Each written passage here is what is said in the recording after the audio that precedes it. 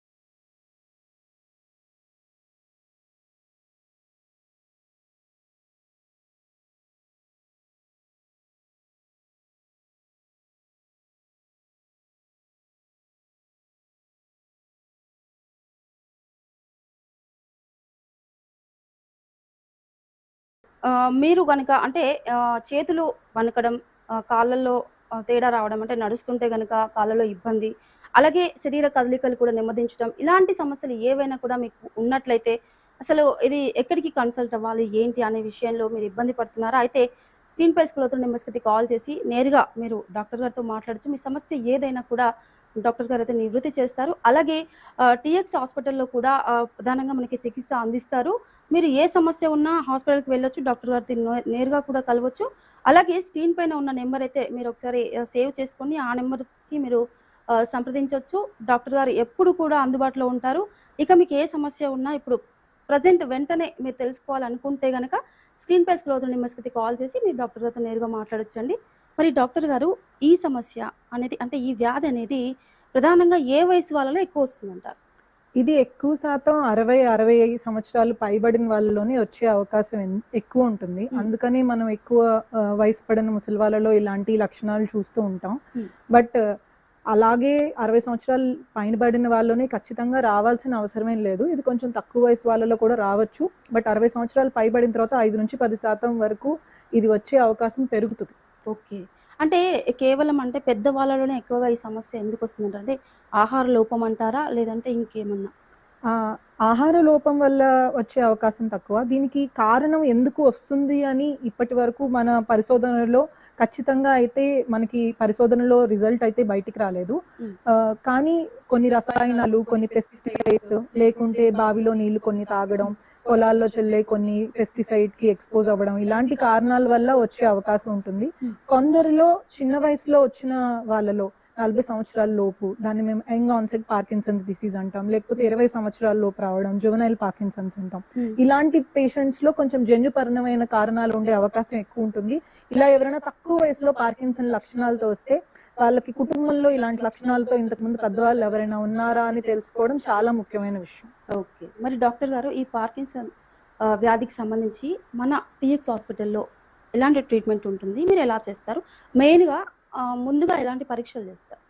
Parkinson's వ్యాధి లక్షణాలతో ఎవరైనా పేషెంట్ మన దగ్గరకు వచ్చినప్పుడు ఇది ఎక్కువ శాతం పార్కిన్సన్స్ డిసీజ్ అనేది కొన్ని పరీక్షల కంటే కూడా డాక్టర్ పరీక్ష చేసి చూసి దాన్ని క్లినికల్ అంటాం, క్లినికల్ ఎగ్జామినేషన్ పరీక్ష చేసి చూసే దాన్ని ఈ కారణం పార్కిన్సన్స్ డిసీజ్ ఏనా కాదా అని తెలుసుకునే అవకాశమే ఎక్కువ ఉంటుంది. అలా కాకుండా కొన్ని పార్కిన్సన్స్ డిసీజ్ లక్షణంతో కొన్ని సిమిలర్ గా దీనిలాగే ప్రవర్తించే కొన్ని వేరే నరాల ఇబ్బందులు, మెదడు ఇబ్బందులు కూడా ఉంటాయి. అవి అవునా అలాంటివి ఏమన్నా ఉన్నాయా అని మనం తెలుసుకోవడానికి కొన్నిసార్లు పేషెంట్ కి ఎంఆర్ఐ స్కాన్ అని లేకపోతే కొన్ని సందర్భాల్లో పేషెంట్ చాలా సంవత్సరాల నుంచి సైకియాట్రీ మందులు అట్లా వాడుతూ పార్కిన్సన్ లక్షణాల్లో వచ్చినప్పుడు అప్పుడు మనం సైకియాట్రీ మెడిసిన్ కి సైడ్ ఎఫెక్ట్ గా పార్కిన్సన్ లక్షణం వచ్చిందా లేకపోతే పార్కిన్సన్స్ డిసీజ్ ఉందా అని తెలుసుకోవడానికి బ్రెయిన్ లో డోపమిన్ లెవెల్స్ తగ్గినాయి అని చెప్పాను కదా, ఆ కెమికల్ ఎక్కడ తగ్గిందో దాన్ని తెలుసుకోవడానికి special PET scan, spec scan ఉంటాయి. ఎఫ్డోపా పెట్ అని, ట్రోడాట్ స్కాన్ అని ఇలాంటివి చేయాల్సి వస్తుంది. బట్ ప్రైమరీగా చూసుకుంటే పేషెంట్ లక్షణాలతో వచ్చినప్పుడు పార్కిన్సన్స్ డిసీజ్ ఒక న్యూరాలజిస్ట్ పరీక్ష చేసి చూసి బట్ పేషెంట్ కి ట్రీట్మెంట్ ఇచ్చి కొన్నాళ్ళలో పూర్తిగా ఈ వ్యాధిని నయం చేసేయడం, ఇంకా వ్యాధే లేకుండా చేసేయడం అనేది జరిగే పని కాదు. దానికి అలాంటి మెడిసిన్ పార్కిన్సన్స్ డిసీజ్ కి ఇప్పటి వరకు లేవు. మనం ఇచ్చే వైద్యం అంతా పేషెంట్ కు ఉన్న లక్షణాలను తగ్గించడానికి పోంగ పేషెంట్ లక్షణాలు పెరిగే కొద్దీ దానికి తగ్గట్టుగా పేషెంట్ కి ఇచ్చే మనం మెడిసిన్ మనం మార్చుకుంటూ ఉండడం, పెంచడం, కొన్ని టాబ్లెట్లు తగ్గించడం ఇలాంటివన్నీ చేయాల్సి వస్తుంది. కొంచెం అడ్వాన్స్డ్ డిసీజ్ లో కొన్ని సంవత్సరాలు గడిచిన తర్వాత మనం నోట్లో ఇచ్చే టాబ్లెట్లు, మందులు ఎఫెక్ట్ ఎప్పుడైతే తగ్గిపోయిందో అప్పుడు ఒక రకమైన శస్త్రచికిత్స, దాన్ని డీప్ బ్రెయిన్ స్టిమ్యులేషన్ అంటాం, ఆ శస్త్రచికిత్స కూడా చేసుకోవాల్సిన అవసరం పడవచ్చు. ఓకే. అంటే ఇది జీవితాంతం మందులు అనేవి వాడుతూనే ఉండాలి. అంటే అది హెచ్చు తగ్గు అనేది అంటే మామూలుగా తగ్గుముఖం పట్టినా కూడా రెగ్యులర్ గా అయితే మెడిసిన్ వాడాలంటారా? ఇప్పుడు పార్కిన్సన్స్ డిసీజ్ అనేది న్యూరో డిజనరేటివ్ డిసీజెస్ అనే ఒక కేటగిరీ కిందకు వస్తుంది. న్యూరో డిజనరేటివ్ అంటే నరాల్లో ఉండే కొద్దీ దాన్ని క్షీణించిపోతూ ఉంటాయి. ఈ క్షీణించిపోయే నరాలని క్షీణించకుండా ఆపే వైద్యం లేదు. సో ఇవి మెల్లమెల్లగా సంవత్సరాలు, రోజులు, నెలలు గడిచే కొద్దీ రోగం వ్యాధి నరాలు క్షీణించడం వల్ల వ్యాధి సివియారిటీ పెరుగుతూనే ఉంటుంది. అప్పుడు మనం ఇచ్చే వైద్యంలో డోసెస్ ఇంక్రీజ్ అవుతూ వెళ్తే కానీ మనం వ్యాధిని అయితే ఆపే పరిస్థితి లేదు. కాబట్టి జీవితాంతం వీళ్ళు మందులు వాడుకోవాల్సిన అవసరం ఉంటుంది. బట్ మందులు ఎఫెక్టివ్ గా పనిచేస్తాయి. ఇప్పుడు పేషెంట్ రాగానే మీరు వాడుకోవాల్సి వస్తుంది లైఫ్ లాంగ్ అని చెప్తే దీనికి వైద్యమే లేదనుకునే అపోహతో అసలుకి మొదట రాసిన ట్రీట్మెంట్ ని కూడా వాడకుండా వదిలేసే ప్రమాదం కూడా ఉంది. కానీ వైద్యం ఉంది, వైద్యంతో పేషెంట్ కి మంచి ఇంప్రూవ్మెంట్ వస్తుంది. కాకపోతే లాంగ్ టర్మ్ గా పేషెంట్ డాక్టర్ తోని ఫాలో అప్ లో ఉండాలి, ఇచ్చిన మందులన్నీ కరెక్ట్ గా వాడుకుంటూ ఉండాలి. వ్యాధి సివియారిటీ పెరిగే కొద్దీ దానికి తగ్గట్టుగా మందులు మారుస్తూ వెళ్లాల్సి వస్తుంది. ఓకే. మరి డాక్టర్ గారు అంటే నెక్స్ట్ ఏంటంటే మీకు కనుక ఇలాంటి సమస్య కనుక మీకు కనుక ఉంటే స్క్రీన్ పై స్క్రోల్ అవుతున్న నెంబర్స్కి కాల్ చేయొచ్చు. డైరెక్ట్ మీరు డాక్టర్ శివరోజు గారితో కూడా మాట్లాడొచ్చు. మాట్లాడి మీ సమస్య ఏదైనా నివృత్తి చేస్తారు. అలాగే ఫోన్లో మాట్లాడలేము, డైరెక్ట్ వెళ్ళి కలవాలి అనుకున్న వాళ్ళైతే టీఎక్స్ హాస్పిటల్ అంటే మనకి స్క్రీన్ పైన కనపడుతున్న నెంబర్ని అయితే సేవ్ చేసుకోండి. మీరు నేరుగా అక్కడికి వెళ్ళి కూడా డాక్టర్ గారితో మాట్లాడొచ్చు. మీ సమస్య ఏంటి, అసలు ఈ ఈ ఈ వ్యాధేనా, అసలు ఏంటి అనేది మీరు ఒకసారి పరీక్షలు చేయించుకుంటే కూడా మీకు అర్థమవుతుంది. చాలా వరకు ఇబ్బంది పడే వాళ్ళైతే మీరు నేరుగా కాల్ చేయొచ్చు. స్క్రీన్ పై స్క్రోల్ నెంబర్స్కి కాల్ చేయండి. ఈ సమస్య ఏదైనా క్లియర్ చేస్తారు. మరి డాక్టర్ గారు ఈ సమస్య అంటే ఈ వ్యాధి ఒక్కసారి వచ్చింది అంటే ప్రధానంగా ఇందులో చేతులు వణకటం, కాళ్ళు వణకటం, తల తిరగటం ఇవే ఎక్కువగా ఉంటాయా? ప్రధాన సమస్య ఇదేనా? తల తిరగడం అంటే ఇది తల తిరగడం కూడా కాదు, మన శరీరం బ్యాలెన్స్ తప్పడం. అడుగు పడుతుంటే తడమాట రావడం. మొదట్లో వీళ్ళు బ్యాలెన్స్ ప్రాబ్లమ్ తోని వచ్చే అవకాశం తక్కువ ఉంటుంది. మొదట్లో పేషెంట్ వణుకుతోని లేకపోతే నెమ్మది పడిపోయారు, వాళ్ళ గొంతు వాయిస్ నెమ్మది పడిపోయింది, రాసే అక్షరాలు చిన్నగా రాయడము, చిన్న చిన్న అడుగులతోని స్లోగా నడవడము, ఉన్నట్టుండి ఒక్కసారిగా ఫాస్ట్ గా నడుస్తూ ముందుకు పడిపోయినట్టు అనిపించడం, ఇట్లాంటి వాటితో వస్తారు. ఎప్పుడైతే వ్యాధి లక్షణాలు సంవత్సరాలు గడవంగా పెరుగుతుందో అప్పుడు శరీరం బ్యాలెన్స్ లో ఇబ్బందులు వచ్చి పడిపోవడాలు ఇలాంటివి జరిగే అవకాశం ఉంటుంది. ఇవి ఒకవైపు కదలికలకు సంబంధించిన ఇబ్బంది అయితే, ఇవి కాకుండా పేషెంట్ కి వేరే లక్షణాలు కూడా ఉండొచ్చు. అది నేను ఇందాక చెప్పినట్టు వాసన పోవడం, పేషెంట్ కి జీర్ణం ప్రాబ్లం అవ్వడం, నిద్రలోని కలవరింతలు, చేతులు కాళ్ళడం, కదిలించడం, విసిరినట్టు వేయడం చేతులని కాళ్ళని. కొందరు పేషెంట్స్ లో కొన్ని మానసిక సంబంధమైన డిప్రెషన్, కొన్ని రకాల యాంగ్జైటీ ప్రాబ్లమ్స్, అండ్ కొన్ని సంవత్సరాలు గడవంగా కొన్నిసార్లు జ్ఞాపక శక్తి ప్రాబ్లం కూడా రావచ్చు. సో అంటే కొందరు పెద్దవాళ్ళు మాట్లాడుతూ అంటే ఇప్పుడు చెప్పిన విషయమే కాసేపటికి మర్చిపోతూ ఉంటారు. అది ఈ సమస్య అనుకోవచ్చా? పెద్దవాళ్ళలో మనం జ్ఞాపక శక్తి ప్రాబ్లం ఒక మేము మెడికల్ గా డిఫైన్ చేసే లెవెల్ కంటే ఎక్కువ ఉంటే దాన్ని డిమెన్షియా అని అంటాం మేము. డిమెన్షియా అనేది నార్మల్ గా పార్కిన్సన్స్ డిసీజ్ లో అంత కామన్ ప్రాబ్లం ఏం కాదు.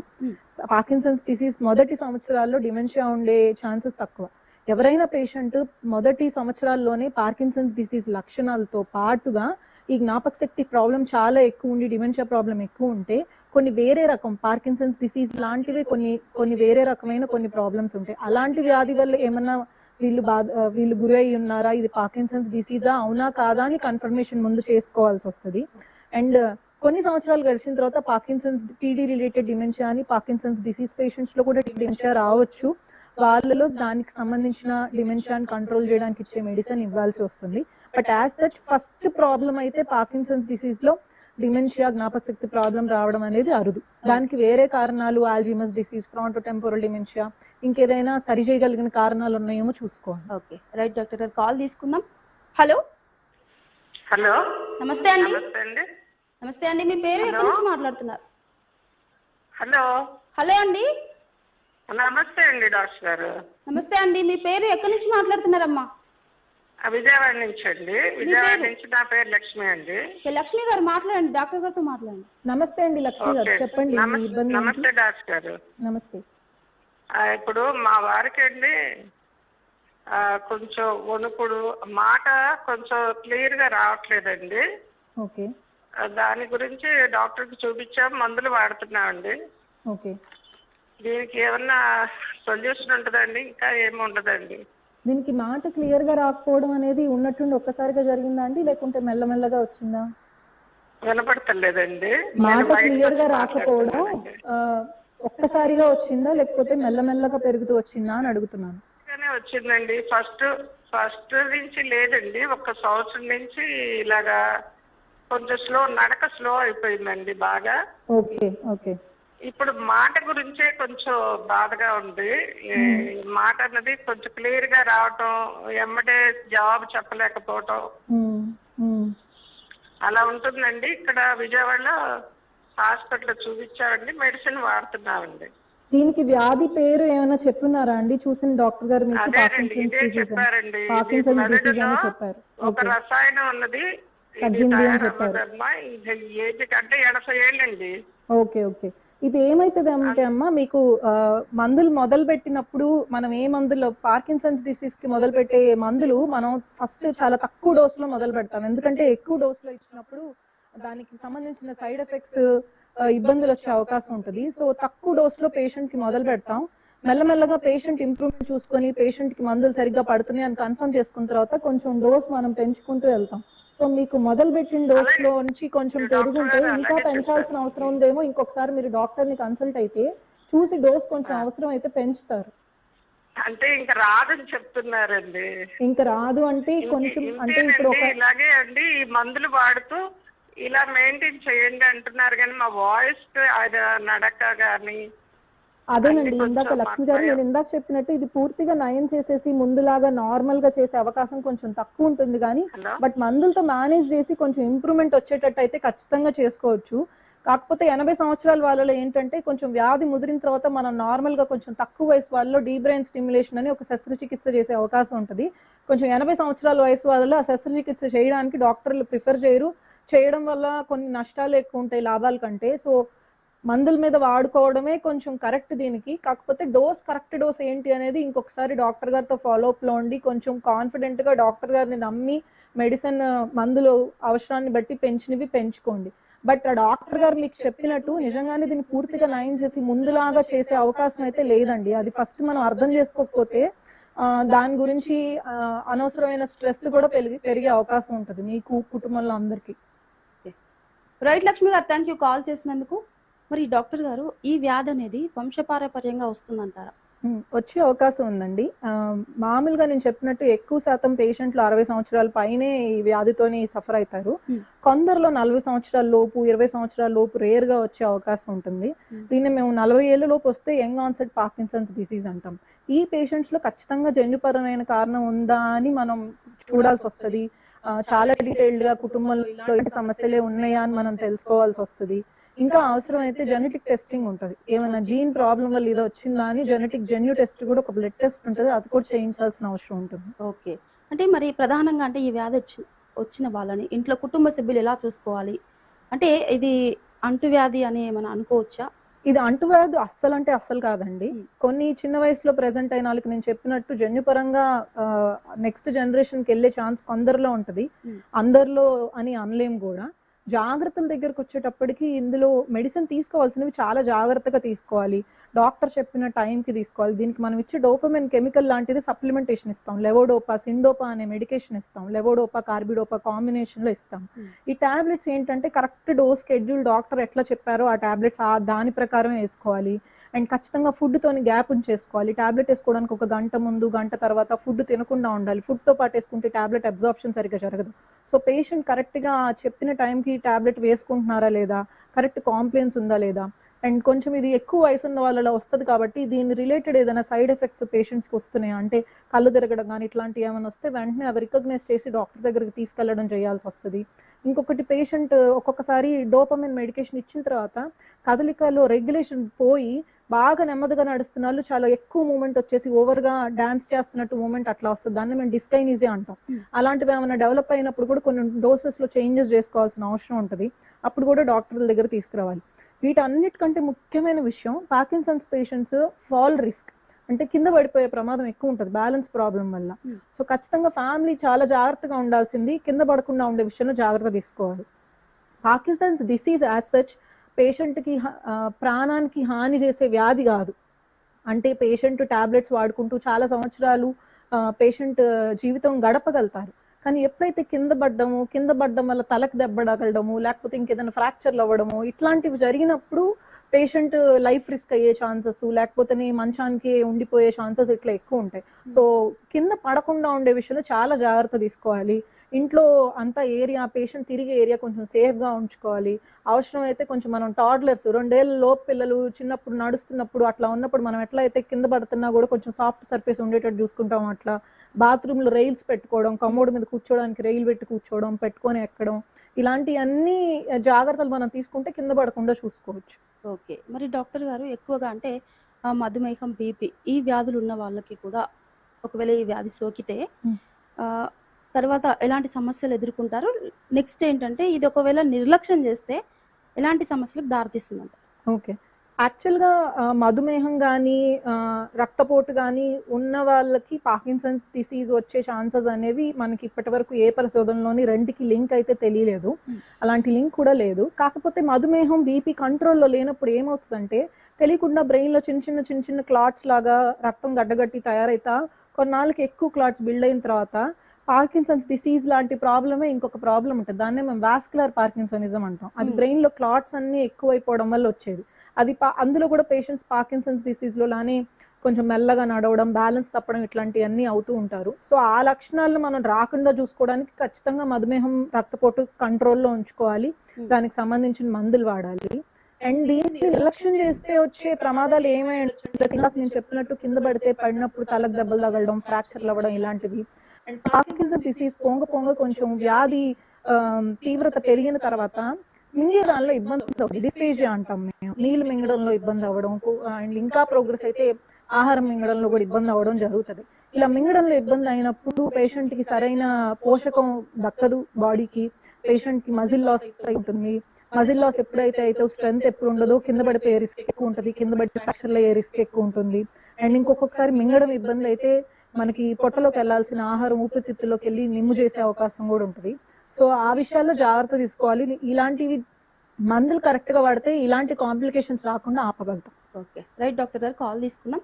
హలో హలో, నమస్తే అండి. నమస్తే. నా పేరు భావన అండి. ఓకే, భవాని గారు చెప్పండి, మీ సమస్య ఏంటి? డాక్టర్ గారితో మాట్లాడండి.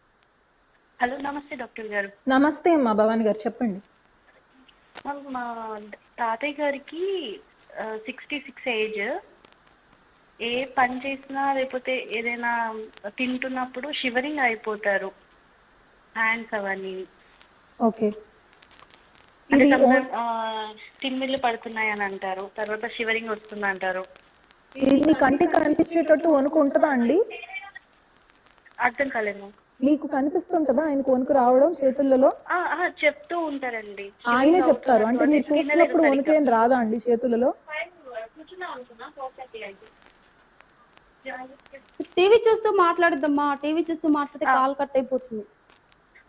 భవాని గారు చెప్పండి మ్యామ్. భవాని గారు, మీ కంటికి కూడా మీ తాతయ్య గారికి చెయ్యి వణుకు రావడం కనిపిస్తుందా, లేకపోతే ఆయన లోపల అట్లాగా ఫీల్ అవుతున్నారా? కనిపిస్తుంది మ్యామ్. కనిపిస్తుంది. తలలో కూడా ఏమైనా వణుకుంటుందా అండి? ఏంటి మ్యామ్? తల ఏమన్నా ఇట్లాగా ఆడడం, తల వణుకు రావడం, చేతులు వణుకు వచ్చినట్టు అట్లా ఏమన్నా ఉంటుందా? ఉంటుందండి. మీ వాయిస్ వినిపించట్లేదమ్మా, కొంచెం గట్టిగా మాట్లాడండి. కనిపిస్తుంది మ్యామ్. భవాని గారు, తలలో కూడా వణుకుంటారా? వణుకుంటుందండి. ఓకే, నడకలో ఏమైనా మార్పు వచ్చిందా అండి? నడక నెమ్మది అవ్వడం, లేకపోతే బ్యాలెన్స్ తప్పినట్టు అవ్వడం నడుస్తుంటే? అప్పుడప్పుడు ఏదో కళ్ళు తిరుగుతున్నట్టు ఉన్నాయి అంటారు. ఎక్కువగా కూర్చుంటారండి, ఎక్కువ నడవరు. ఓకే, నెమ్మదిగా అయిపోయారా అని అడుగుతున్నాను. అంటే చిన్న చిన్న స్టెప్స్ తో బొమ్మలాగా నడవడం, చాలా చిన్న చిన్న అడుగులేసి నడవడం ఇలా ఏమైనా అవుతుందా? అవుతుందండి. ఓకే అండి, మీరు చెప్పిన లక్షణాలు, కొన్ని లక్షణాలు పార్కిన్సన్స్ డిసీజ్ లానే ఉన్నాయండి. ఇప్పుడు మీరు చేతులు వణుకుండడం, లేకపోతే అడుగులు చిన్నవి అవ్వడం, నెమ్మది అవ్వడం, ఇవన్నీ పార్కిన్సన్స్ డిసీజ్ లక్షణాలు. కాకపోతే తల వణుకు రావడం అనేది కొంచెం పార్కిన్సన్స్ డిసీజ్ లో అరుదుగా వస్తుంది. అది ఎసెన్షియల్ ట్రెమర్ అని కొంచెం పెద్ద వయసు వాళ్ళలో వణుకుడు జబ్బు ఇంకొకటి ఉంటదండి. అది పార్కిన్సన్స్ డిసీజ్ కాదు, కాకపోతే పార్కిన్సన్స్ డిసీజ్ లో లాగా కొంచెం వణుకుంటుంది. సో దీన్ని మనం డిఫరెన్స్ చూడడం చాలా ముఖ్యం. మీరు ఏదైనా దగ్గరలో ఉన్న ఒక న్యూరాలజిస్ట్ దగ్గరని మీరు అప్రోచ్ అయితే మీకు పేషెంట్ ఎగ్జామినేషన్ చేసి ఇది నేను ఇప్పుడు చెప్పే ఎసెన్షియల్ ట్రెమర్ ప్రాబ్లమా లేకపోతే పార్కిన్సన్స్ డిసీజ్ ప్రాబ్లమా అని మనం డెఫినెట్ గా డిఫరెన్షియేట్ చేయగలుగుతాం. రెండుకి వైద్యం వేరు, మందులు వేరు. ఎసెన్షియల్ ట్రిమర్ ఏంటంటే అంత సివియర్ గా వ్యాధి ఎక్కువ ప్రోగ్రెస్ అయ్యే ప్రాబ్లం కాదు, అది వణుకుతోనే ఎక్కువ శాతం ఆగిపోతుంది. మళ్ళీ ఫ్యూచర్ లో పేషెంట్ కి నడకలో ఇబ్బంది, వేరే రకమైన ఇబ్బందులు వచ్చే అవకాశం చాలా తక్కువ. కానీ పార్కిన్సన్స్ డిసీజ్ అయితే మటుకు నిర్లక్ష్యం చేస్తే వేరే లక్షణాలు డెవలప్ అయ్యే అవకాశం ఉంటుంది. సో రెంటిని డిఫరెన్షియేట్ చేసుకోవడానికి ఒక్కసారి డాక్టర్ని ఎవరైనా న్యూరాలజిస్ట్ ని కలిసి ఒక్కసారి ఎగ్జామిన్ అయితే చేయించుకోండి. దీనికి పెద్ద పెద్ద టెస్ట్లు అవి చేయించాల్సిన అవసరమే ఉండదు. సింపుల్ ఎగ్జామినేషన్, అవసరమైతే ఒక చిన్న ఎంఆర్ఐ స్కాన్ బ్రెయిన్ కి చేస్తే సరిపోతుంది. రైట్ భవాని గారు, థ్యాంక్ యూ కాల్ చేసినందుకు. మీకు కూడా ఇలాంటి సమస్య అంటే పార్కిన్సన్స్ సంబంధించి వ్యాధికి సంబంధించి ఇలాంటి సమస్య ఉన్నా కూడా, అంటే మీ కుటుంబ సభ్యులు ఎవరికైనా ఉన్నా కూడా మీరు కాల్ చేసి నేరుగా డాక్టర్ గారితో మాట్లాడొచ్చు. అలాగే టీఎక్స్ హాస్పిటల్ కూడా వెళ్ళి డాక్టర్ గారిని అంటే ప్రముఖ consultant neurologist, movement disorder specialist doctor Shivaroju గారిని కూడా వెళ్ళి అక్కడ కలవచ్చు. మీ సమస్య ఏదైనా కూడా అక్కడికి వెళ్ళి నేరుగా కలిసి మాట్లాడొచ్చు. ఆ తర్వాత ట్రీట్మెంట్ కూడా చేయించుకోవచ్చండి. టీఎక్స్ హాస్పిటల్‌కి వెళ్ళి సంప్రదించండి వెంటనే. ఇప్పుడు ప్రధానంగా అంటే మాట్లాడాలి అనుకున్న వాళ్ళు స్క్రీన్‌పై స్క్రోల్ అవుతున్న నెంబర్స్‌కి కాల్ చేసి మీ సమస్య ఏదైనా కూడా మాట్లాడొచ్చు.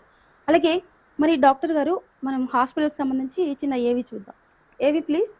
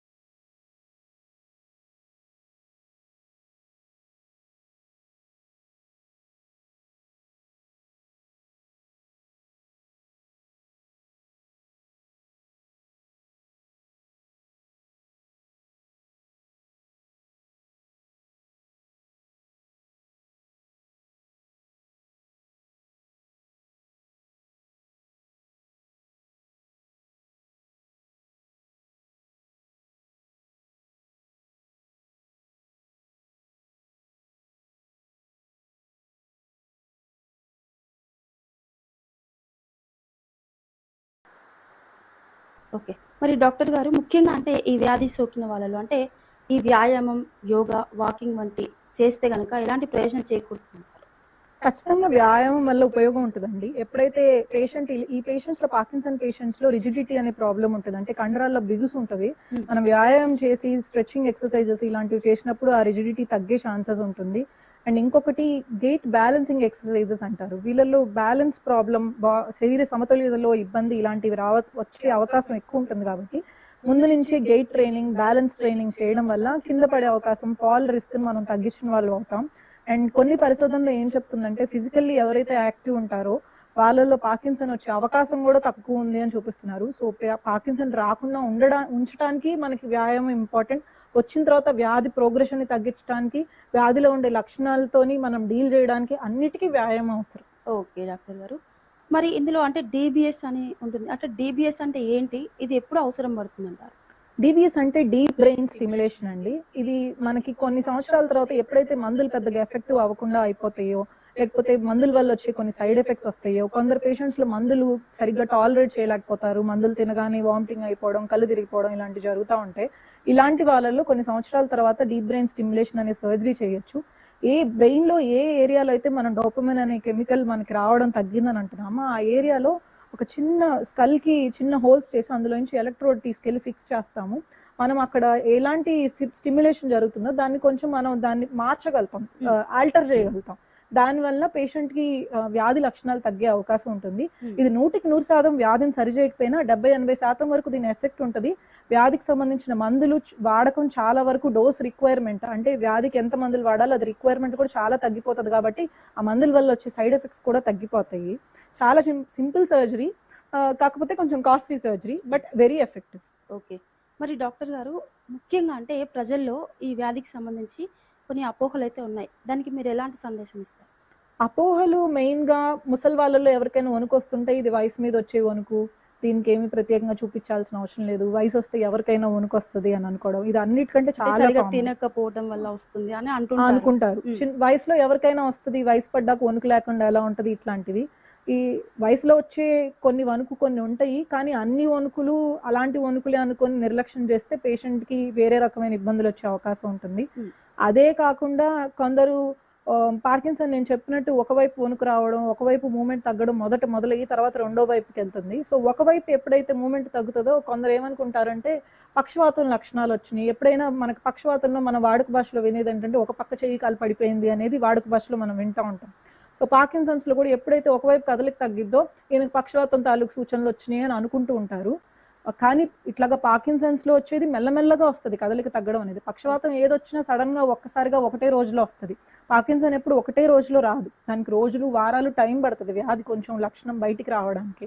సో రెండుకి డిఫరెన్స్ ఉంది. ఈ రెండు విషయాల్లో కొంచెం పేషెంట్ అవగాహన కల్పించుకుంటే, పేషెంట్ ఫ్యామిలీ మెంబర్స్ అవగాహన కల్పించుకుంటే మంచిది. ఓకే. మరి డాక్టర్ గారు చివరిగా ఒక మాటలో చెప్పండి, అంటే మన వాళ్ళకి ఈ వ్యాధిపై మీరు ఇచ్చే సలహాలు సూచనలు? పార్కిన్సన్స్ డిసీజ్ అనేది చాలా ఇప్పుడు ఇండియాలో వరల్డ్లో చాలా పర్సంటేజ్ రైజ్ అయితే ఉంది. 1% ఆఫ్ పాపులేషన్ 60 ఏళ్ళు పైబడిన వాళ్ళు ఈ డిసీజ్ వస్తుంది. సో అంటే చాలా డిసీజ్ బర్డెన్ ఎక్కువ ఉంది. సో దీని లక్షణాల గురించి జనరల్ ప్రజానికంలో అవగాహన ఉండడం చాలా ముఖ్యం. ఎందుకంటే దీనికి ట్రీట్మెంట్ ఉంది. రైట్ టైంలో లక్షణాలని రికగ్నైజ్ చేసి మనం వ్యాధి మొదలు పెడితే దీనికి ఫ్యూచర్లో వచ్చే కాంప్లికేషన్స్, చాలా కాంప్లికేషన్స్ని మనము ఆపగలిగిన వాళ్ళం అవుతాం. ఓకే డాక్టర్ గారు. ఇంకా డాక్టర్ గారు ఏంటంటే పార్కిన్సన్స్ వ్యాధి ఎలా వస్తుంది, ఏంటి, ఎలాంటి జాగ్రత్తలు తీసుకోవాలి, ఎలాంటి ట్రీట్మెంట్ చేయించుకోవాలి అనే దానిపై మీరు చక్కగా మా వాళ్ళందరికైతే చాలా చక్కగా వివరించారు. థ్యాంక్ యూ సో మచ్ అండి. ఓకే, మరి చూస్తున్నారు కదా మీరు కూడా, అంటే మీకు కూడా ఇలాంటి వ్యాధికి సంబంధించి ఎలాంటి ప్రాబ్లమ్స్ ఉన్నా కూడా మీరు నేరుగా టీఎక్స్ హాస్పిటల్కి వెళ్ళి డాక్టర్ గారిని అయితే సంప్రదించవచ్చు. కన్సల్టెంట్ అంటే neurologist, movement disorder specialist doctor Shivaroja గారు అక్కడ ఉంటారు. మీరు అక్కడికి వెళ్ళి డాక్టర్ గారిని నేరుగా సంప్రదించవచ్చు. మీకు ఏ సమస్య ఉన్నా కూడా అక్కడ ట్రీట్మెంట్ అయితే తీసుకోవచ్చండి. చూసారు కదా, ఇది ఇవాళ డాక్టర్స్ టాక్ లైవ్. నమస్తే.